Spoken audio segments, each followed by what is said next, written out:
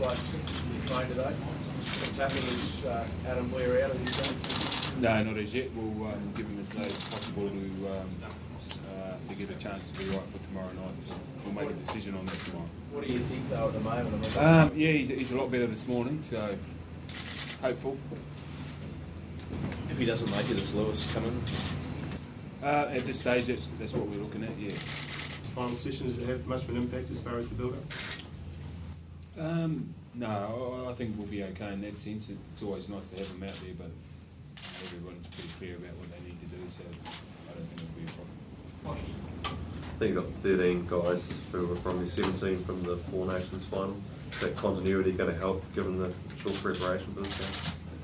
I think it's a good start. It's if there's one thing that the Australians have done over the certainly last few years is that consistency in selection.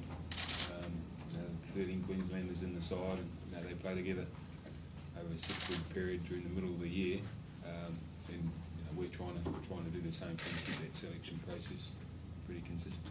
I think I asked you this question last year and the answer was no, but is it time for this match to be accorded the same status as State of Origin and have a 10-day build-up leading into it?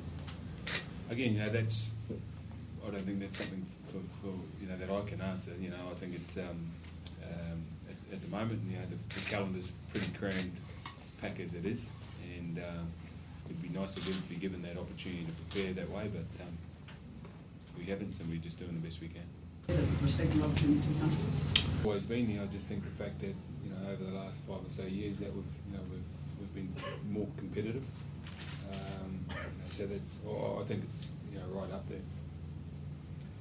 Steve, despite what's in the trophy cabinet of the past couple of years, if you go back-to-back wins against the Australians, will you then allow yourselves to be at least entertain the thought of yourselves being the number one side of the world?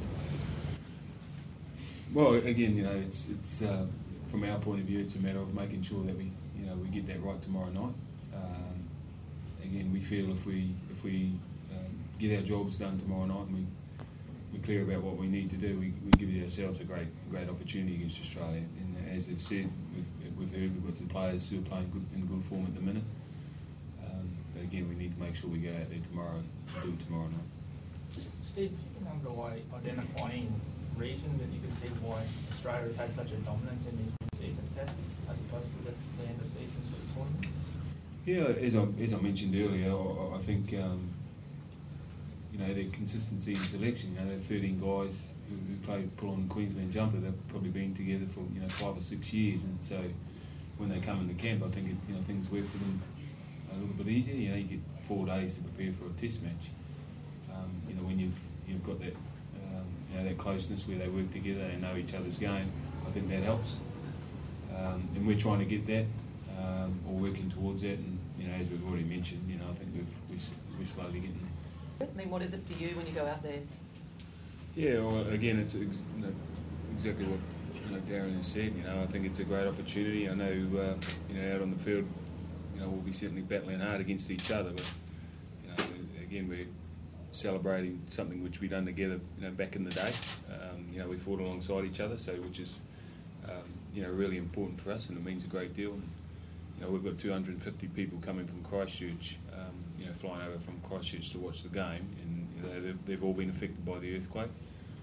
I know the Australian emergency services went across to help out in Christchurch. So again, that closeness, that mateship, I think is really important for us.